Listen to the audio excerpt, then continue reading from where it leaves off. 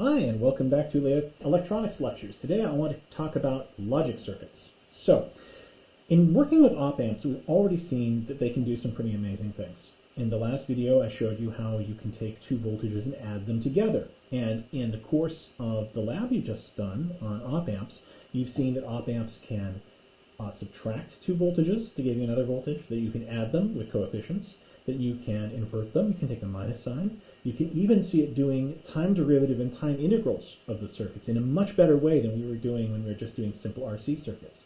So you could actually use op amps and some combination of op amps to build a computing device if you wanted to know some value, including exponentials and logarithms. You could feed in a number as a voltage on the input, and you could read a voltage on the output. And that's called an analog computer. Computers, of course, back when the term was first invented, were people. That was your job. You were a computer. You did things. Someone gave you a problem, and you'd run through the numbers and do the arithmetic for them. Here now we had a way of doing this with circuits. The problem, of course, is precision. Getting the correct input voltage might be difficult, and all of those operations are all subject to small errors because the components are never exactly what you expect them to be. If you pull a 10K resistor off the shelf, it might be 10.1K. So, and also the op amps aren't exactly linear. They're very linear, but not exactly linear. So there's big problems with doing computations with analog signals. That is to say, a signal that can be anywhere in any value. But how we do mathematics isn't like that. When we do mathematics, we generally use numbers. That is to say, we write things down. If I have a number so I could represent a value of 9.8 volts by having a voltage that's sitting at somewhere at 9.8 volts over time. Right? That's one way to do it. But if I'm communicating to you, I wrote down 9.8. Right? I used the symbols 0, 1, 2, 3, 4, 5, 6, 7, 8, 9. Yay, your professor can count to 10. There's 10 symbols in all, right? 1 through 9 plus the 0. And by using combinations of these numbers, I can represent any value I like. I can use them without the decimal point and count any rational integer number. I can divide one by the other to make rational numbers, or I can use a decimal point to represent fractional numbers. Although really what the fractional numbers could be thought of is really, you could think of this as 9,800 millivolts. And so the decimal place by itself is even not really a real thing. By recharacterizing our problem, we can always represent it in terms of integers for some given level of accuracy.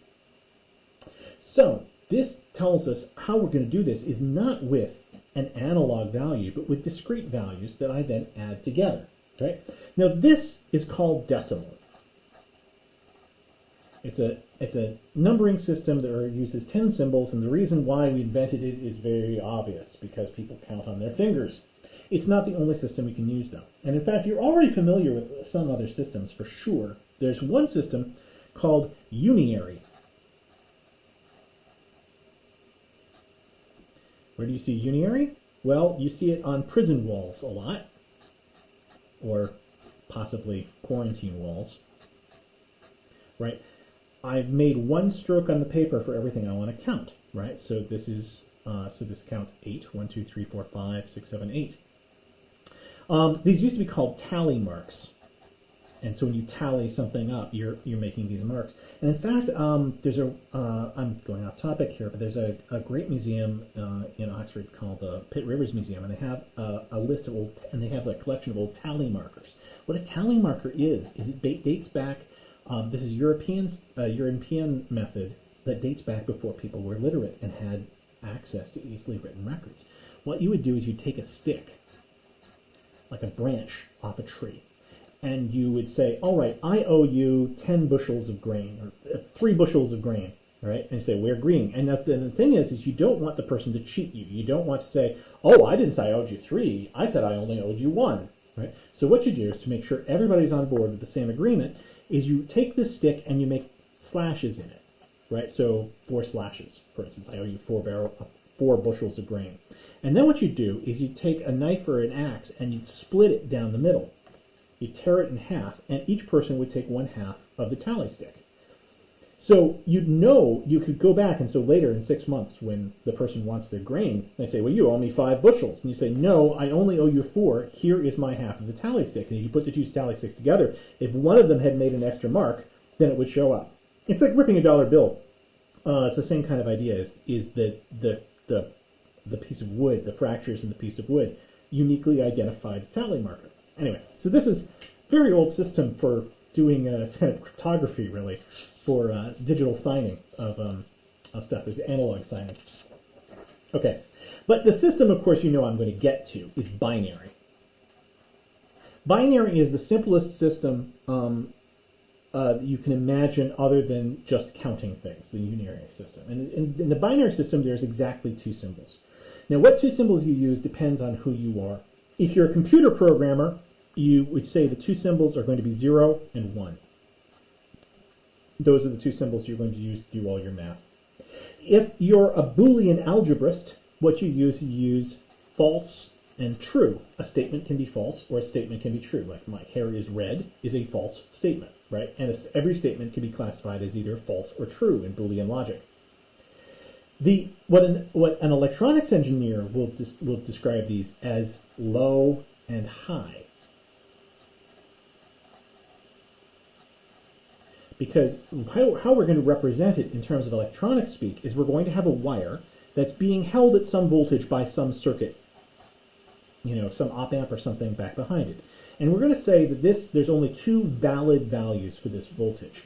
And the 2 valid values that are used commonly, a common standard that we use for this is called TTL. And in that we say plus 5 volts is a high and 0 volts is a low. And a high means the same thing as true or a 1. And a low is the same thing as a false or a 0. This is not a common standard. This particular standard there's actually 2 standards that accommodate this, and one is TTL, which stands for transistor to transistor logic. Oh, I'm sorry, my face hiding things again. Transistor to transistor logic, and another one is called CMOS, metal oxide. What is it? I'll get it written down here.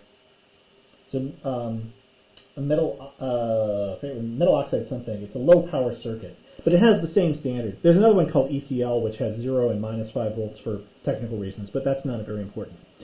So if I'm holding it at 5 volts or 0 volts, and these two differ only in their power consumption, basically, they're the same.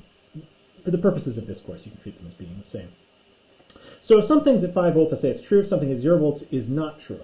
Okay, what if something's at 2.5 volts? Because, of course, voltages don't have to follow this. Well, the standard says that anything above 3 volts should be rated as high. Anything less than 2 volts should be rated as low. And if it's in between, it's not really well defined. So a circuit that's putting out a value should definitely be above 3 or definitely be below 2. And how you could do this is you could use a comparator. And a comparator can be a specialized device, or it can just be an op-amp. So a comparator circuit looks something like this. I have a VN, a logic level that comes from some other device, and I want to know whether it's high or low.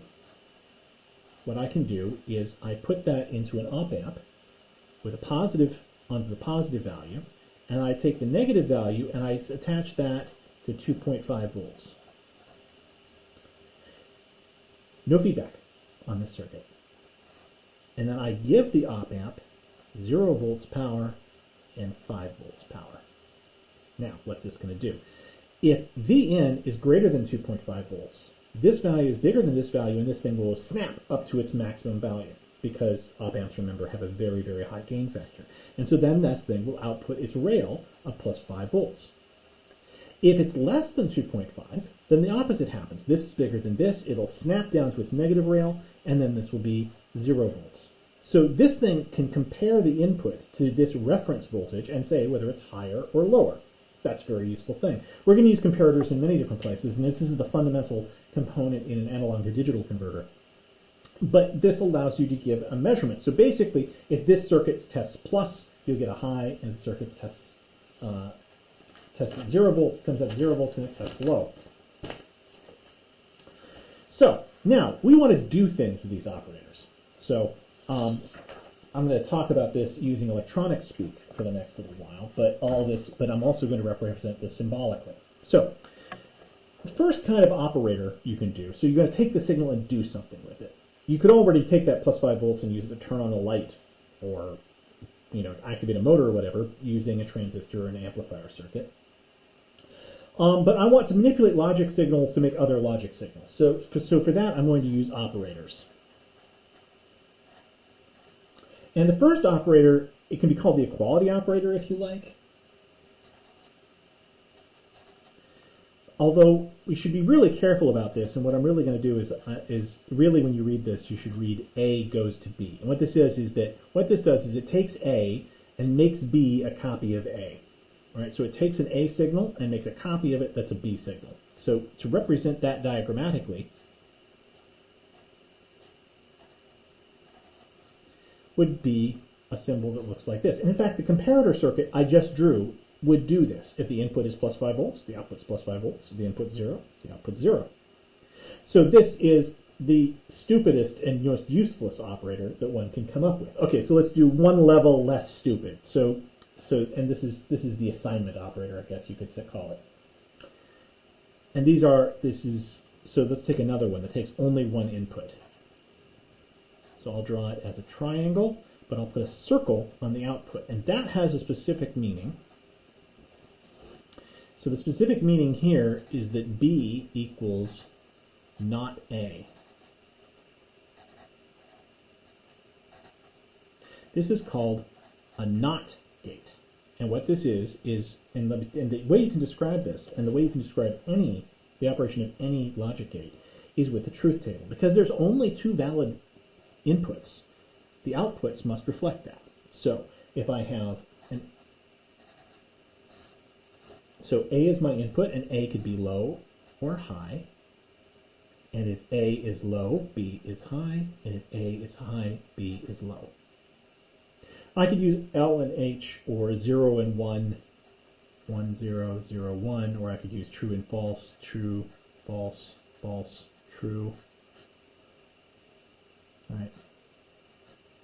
I could do either one of those, and they could all give me the same thing.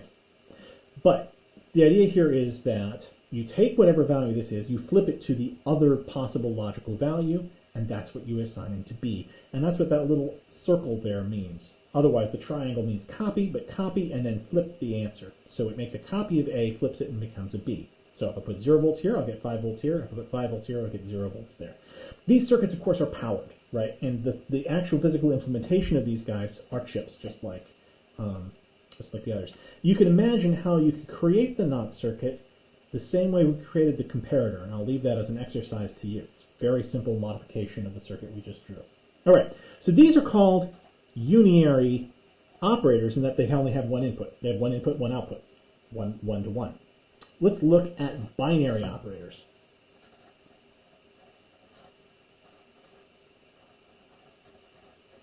So for binary operators, I can have two inputs. And I can have any combination of inputs I want. So let's look at the first binary operator we're going to look at is called AND.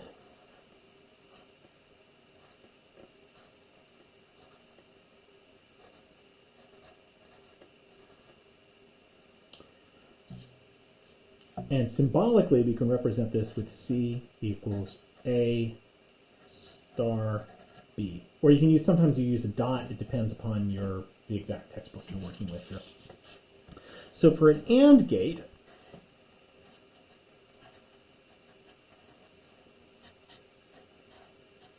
it looks like the truth table now looks like this.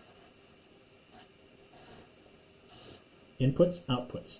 So I'm going to write the four, and we can completely describe this operation of the circuit if we can describe what happens under every possible input condition. Under analog conditions, that's absurd because there's an infinite number of possible input conditions. But with logic systems, there's a finite number. In fact, there's only 4 of them, right? Low, low, low, high, high, low, high, high. So what the AND gate does, and this defines the operation of the AND gate, is that this is 0 for the first 3 cases and 1 only for the high. Sorry, I won't see. I'm not using a consistent notation. Low, low, low, high.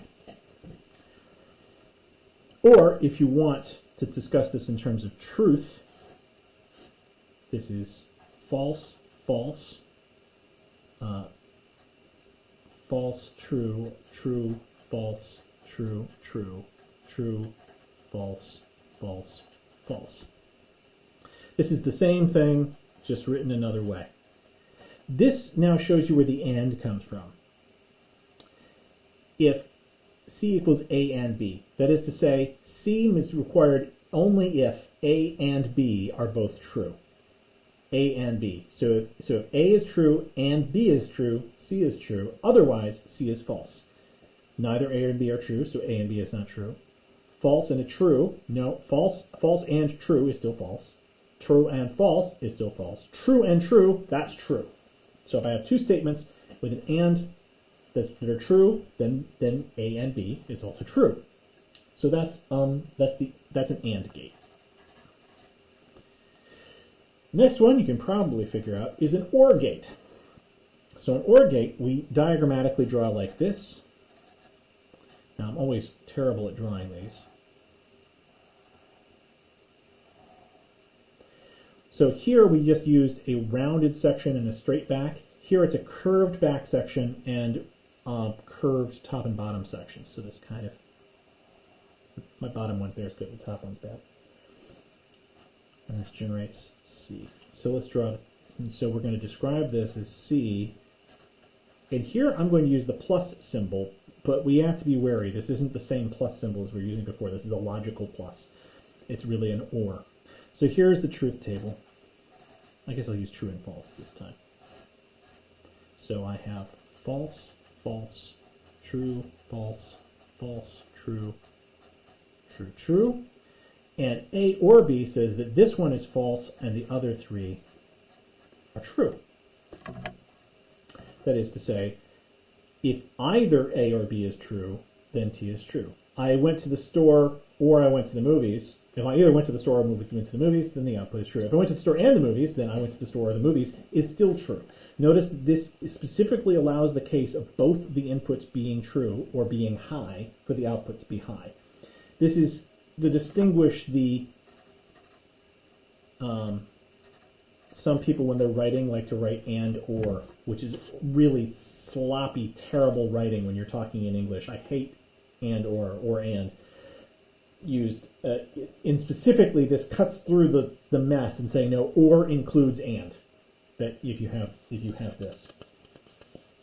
So that's how we're going to write that. Now that's already enough to get started.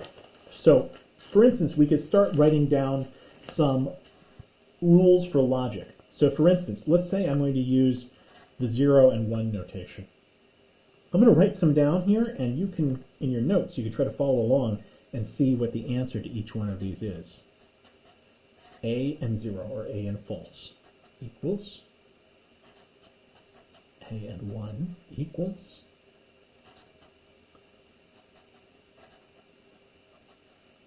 A and not A or 0, A or 1, A or not A,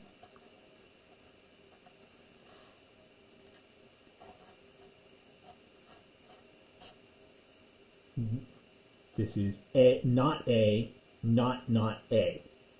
Okay, we know that one first. Not A is A. Not A is the flip of A, so not A is the flip back. So if you do the not operation twice, you get back to your original signal. All right.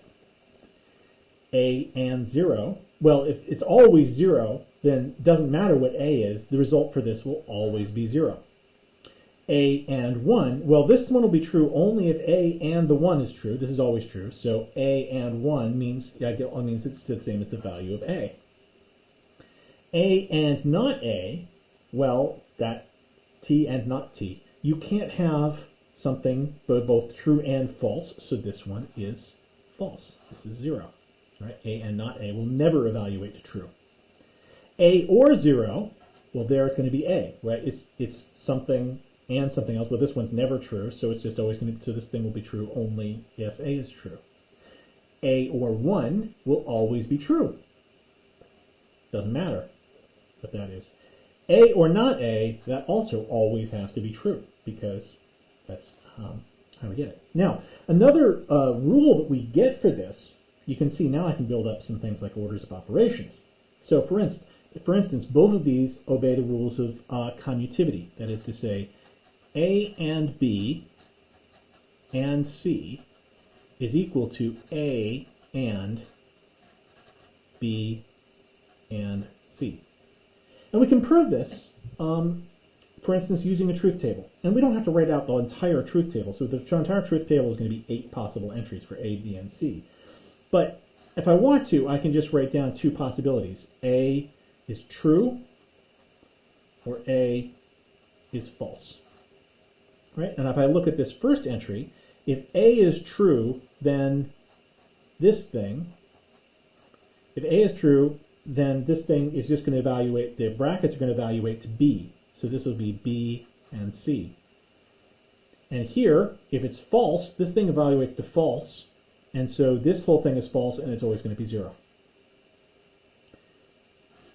If I look at the right-hand side, if A is 1, then 1 and something, so this would be B and C. If A is false, this would be 0.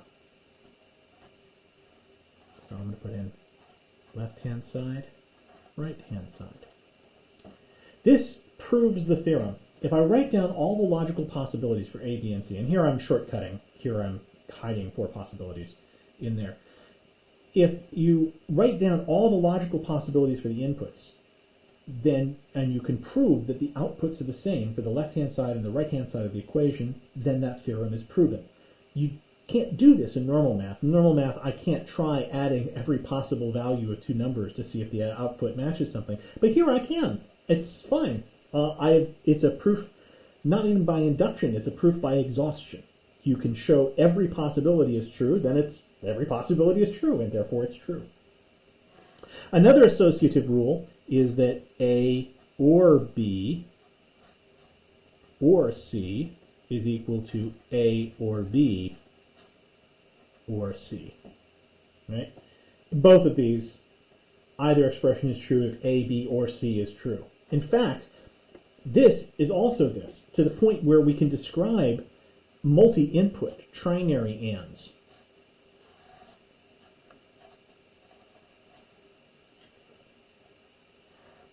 And trinary ORs.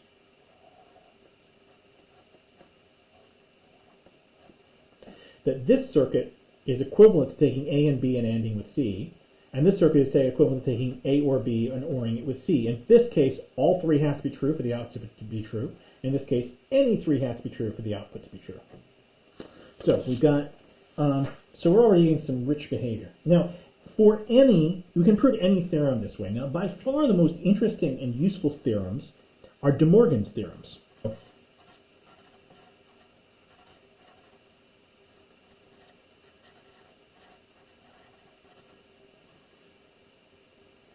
De Morgan's theorems state these 2 things. Not A and B not is equal to, or not all of A and B, is equal to not A or not B.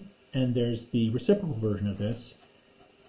A or B all knotted equals not A and not B. Now, to prove these, all I need to do is do it by exhaustion. Just take one and compute all the possible permutations. So let's, for instance, do the first one.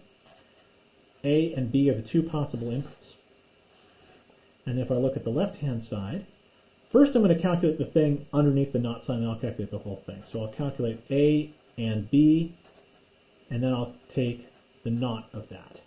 All right, so I'll use zeros and ones here for just because I like it. 0, 0, 0, 1, 1, 0, 1, 1. Those are the 4 possible inputs. A and B, well, that's true only for the last one. 0, 0, 0, 1. If I take the not of that, that's 1, 1, 1, 0. Okay, so now I've computed this side. Now I want to compute this side. So here I want A, not A and or not B. Not A, not B, A or not B. So not A would be 1, 1, 0, 0. 1, 1, 0, 0. Not B is going to be 1, 0, 1, 0. 1, 0, 1, 0. And then if I take these two together, what I have to do is AND these two numbers. So A and B. So A and B, this would be 1, or the A or B, sorry. So this is 1, this is 1, this is 1, this is 0. Right? So this is an OR. And then all I have to do is compare this column and this column. For every possible series of inputs, the left-hand side will give me the same result as the right-hand side, and therefore the problem is solved. So I have proven this theorem. Similarly, you can prove the second theorem by drawing the truth table for it. This is all you need to prove it. It doesn't have to make sense to you. You don't have to derive it from some other principle. If you can show it works for every possible case, it works for every possible case. Okay. Now, in fact, these two guys over here, the left-hand sides, are pretty interesting because there's an additional thing that you can do this. That is to say, if you have an AND, you can make an OR. If you have ANDs and NOTs, you can make an OR. If I have ORs and NOTs, I can make an AND. Now that's which is pretty cool. Then we're going to use this. In fact, the first one is the one I've just proven, is the one we're going to use. And this gate here, this logic circuit here, A and B not, so not A and B, which I could write as not A and B.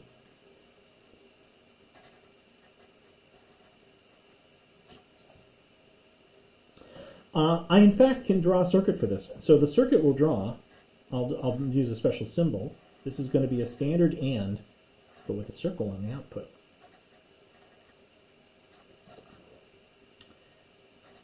The truth table for this guy, 0, 0, 0, 1, 1, 0, 1, 1, is going to be 1, 1, 1, 0. Just the same as I had.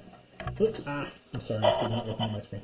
So 0, 0, 0, 1, 1, 0, 1, 1, and it's true unless both are true. So what it does is it takes the AND and then knots it.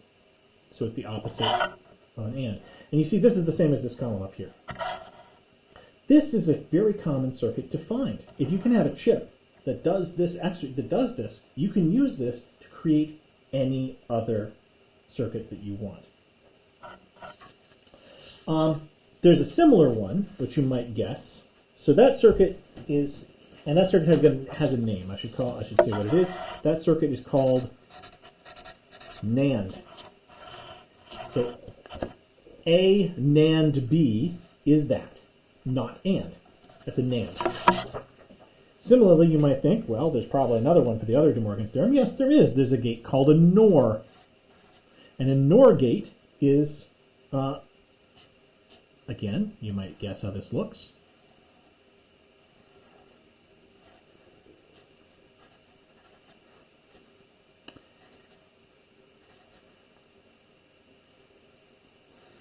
And this is 0, 0, 0, 1, 1, 0, 1, 1. A or B would be 0, 1, 1, 1, so this is going to be 1, 0, 0, 0. It's true only if they're both false. This one, so this is another way. And again, it turns out again, if you have a NOR gate, you can build anything you want. For instance, let's say I have a NAND gate. And let's say I do this. I take the A and I NAND it with itself. Well, A NAND A will always be not A. And you can check this for yourself with a truth table. No matter what A is, both these inputs will be the same, and so I'll get not A. The same is actually true of the NOR gate. So using one of these gates, I can make a NOT.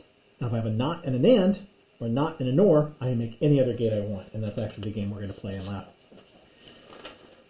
Before we move on, though, there is one more gate I wish to discuss, which is not sort of an obvious logical version, and this is one that's actually important to use and talk about, and it's called a XOR gate.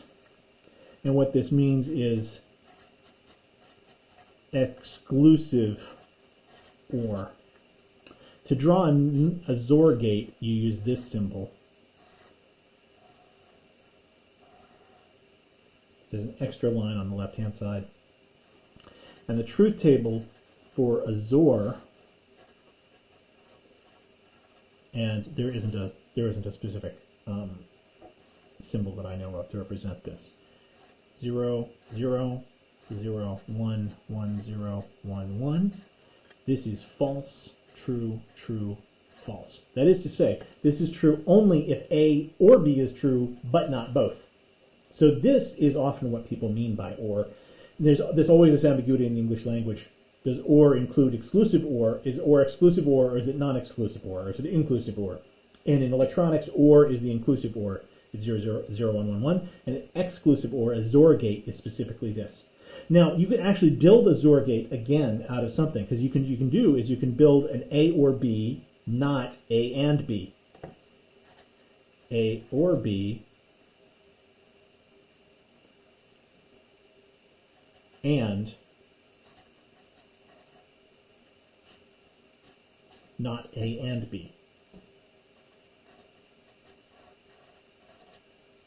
If it's A or B, it's true. I should put the order of operations here. If it's A or B, it's true, but it's only true if also it's true that not A and B is true. This logic notation is really easy. And it's got rules, and the reason we use these symbols is actually you can have some other theorems. So for instance, there's associativity. A or I've already done associativity. Let's do a distribution. A and B or C equals A and B or A and C. Distribution. Also the other way. A or B and C equals A or B and A or C. And you can, again, prove these by truth table. Here's another one. So this is distribution. There's another one, absorption. This is kind of fun. A or B. A or A and B.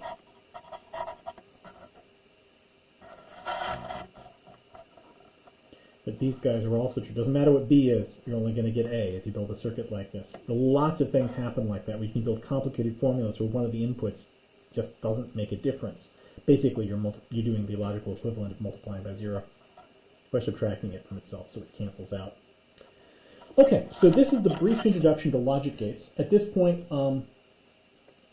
I will let you go free. There is one more big lecture on logic gates, how to design a logic gate to fit the circumstances of what you're going to do, and I'll cover that in the next mini lecture if we get to it. It's not clear. We're getting close to the end of our time here in COVID land, so everybody stay safe, and see you later.